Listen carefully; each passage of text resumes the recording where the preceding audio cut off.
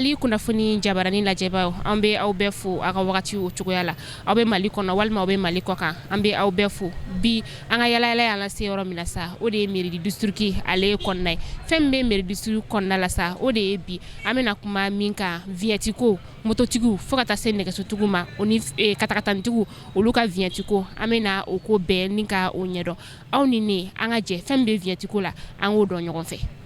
an ni sɔgɔma ne fa yala i bɛ se k'i tɔgɔ ni jamu f'a ɲɛna. Ba ni sɔgɔma ne tɔgɔ ye Agisa Zulodeni Maiga ne ye receveur percepteur du district. Alors monsieur Maiga an nana sɔgɔmada in na ka na aw ɲininka vignette ko taabolo bɛ cogo min na aw fɛ yan nɔ mairie kɔnɔna la. Vignette an y'a daminɛ depuis c'est ça, on y'a daminɛ depuis un certain temps, le 14 précisément, le 14 janvier, on vient feereli daminɛ.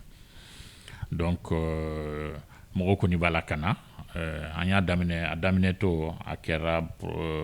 gɛlɛya dɔɔni parce que mɔgɔw tun cayara an ma comme a daminɛna 14 la donc mɔgɔw caman nana y'a faamu bɔ a la mɔgɔ comme sisan bana mun bɛ yen y'a dɔn mɔgɔ man kan ka gɛrɛgɛrɛ ɲɔgɔn la donc o y'a to difficulté dɔɔni yera an fɛ mais ala barika la an sera ka décentraliser ka poste 3 ɲɔgɔn na créer commune la pour que jama kana caya yan tuguni ou bien pour que jama ka se ka u ka vignette sɔrɔ joona joona ka taa donc an ye commune 2 a bɛ feere commune 4 fana disons perception de la commune 2 perception de la commune 4 perception de la commune 6 feere an ye point de 22 kɛ donc mɔgɔw bɛ se ka u ka vignette sɔrɔ o yɔrɔ la pour que jama ka se ka nɔgɔya dɔɔni yan. Yala i bɛ se k'a fɔ an ɲɛna bolimafɛn jumɛn de yamaruyalen don ka vignette in ta. Bon commune la mun ye mairie bɛ vignette mun feere o ye moto ka vignette de don donc vignette catégorie je crois que 4 de bɛ yen a bɛ taa vélo ta mun ye 300 ye ka taa moto fitininw mun ti ye kosɛbɛ sisan kamiko ninnu olu ye 600 ye jakarta mun o ye 1200 ani mun ka bɔ ni jakarta moto mun ka bɔ ni jakarta olu ye 2400. Yala vignette ko in filɛ nin ye o vignette nafa jumɛn bɛ mototigi kan.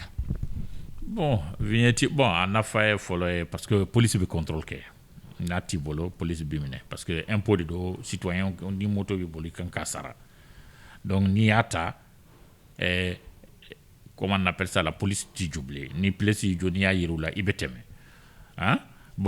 b'a to fana dɔw n'u ye moto fana suɲɛ wa i b'a sɔrɔ vignette t'u bolo ni o vignette t'u bolo police bɛ se ka u jɔ ka moto minɛ u la y'a dɔn donc ni mototigi mun moto suɲɛna par exemple n'ale ye déclaration kɛ ni déjà contrôle senfɛ police y'a minɛ y'a dɔn o fana ye nafa dɔ ye voilà donc olu ye nafa mun bɛ en tout cas mototigi nafa maintenant n'i y'a ta côté dɔ in la mun ye commune recette de don impôt dɔ mun kan ka sara n'u sarala u b'a to n'est-ce pas commune bɛ se ka u ka jamaw sara u bɛ se ka yɔrɔ fura saniya assainissement bɛ se ka kɛ à la sécurité parce que police comment on appelle ça la commune il y a la police donc dans ce domaine là comment on appelle ça police mairie bɛ intervenir sécurité domaine là y'a dɔn ninnu bɛɛ ni vignette wari donna o b'a to mairie bɛ se k'o kɛ.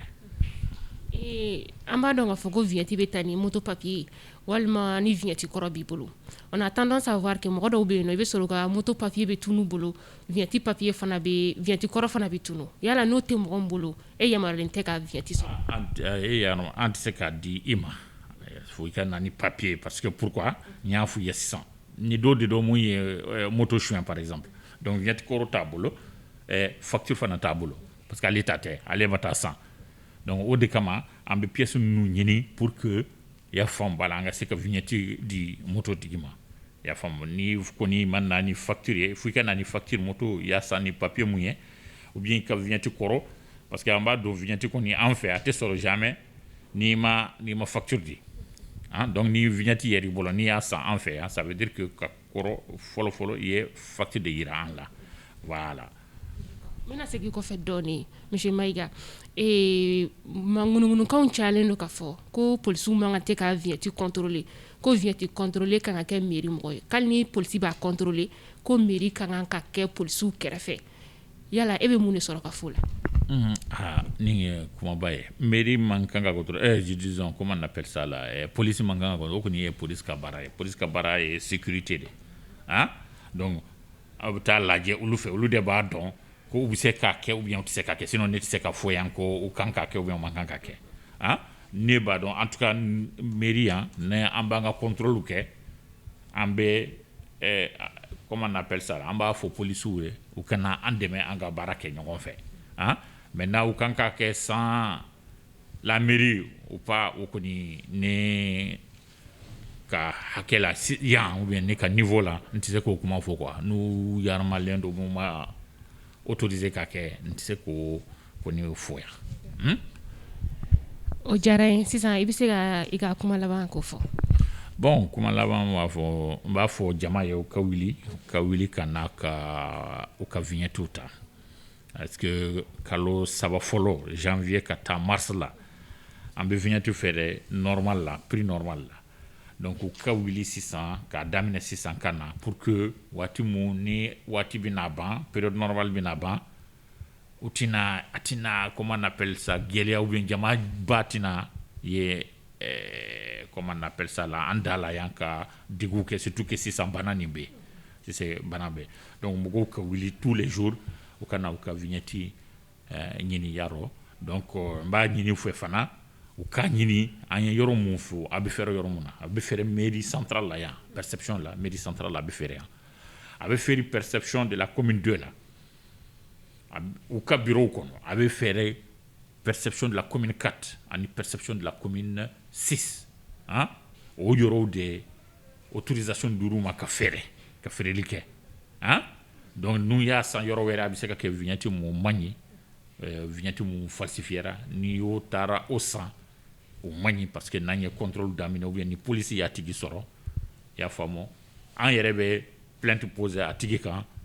an bɛ taa n'a ye police la a bɛ se ka taa a bɛ taa justice la an ye mɔgɔ caman datugu o la ni sen fɛ parce que vignette mun yɛrɛ u bolo o tɛ vignette normal ye mairie ka vignette tɛ vignette chouinniw don vignette falsifiéw don hein donc n b'a ɲini u fɛ vraiment comme n y'a fɔ sisan nin bana sen fɛ u ka wuli ka na joona hein mɔgɔw ka distance fana respecter hein u ka kɛcogoya bɛ u ka respecter an ye yɔrɔ saba wɛrɛ dayɛlɛ ka fara mun bɛ mairie centrale yɛrɛ la hein pour que mɔgɔw ka se ka sɔrɔ joona joona ka taa donc mais a y'a dɔnbaga dɔ ye a y'o wele ko o y'a grand frère a y'o bɔ aran na k'o ladon bon ne bolo malisigi la an bɛɛ ka kan n'i bɛ aran kɛ i bɛ aran kɛ n'i b'i kɔrɔkɛ ka fɛn minɛ i man ka kɛ jama la au moins i bɛ se k'a wele kɛrɛfɛ ka sɔrɔ mɔgɔw ma bɔ a kalama mais devant tout le monde n'a fɔra ko malisigi la k'an bɛɛ ka passionné ye a bɛ gɛlɛya dɛ a bɛ gɛlɛya kosɛbɛ on a demandé le changement il faut que ça soit réciproque et ça soit transparent mais n'a fɔra ko dɔ bɛ k'a ɲɛnabɔ dɔ bɛ k'a ɲagami vraiment bi sɔgɔmada n'o ye o ma bɛn ne ma ala ko tiɲɛ.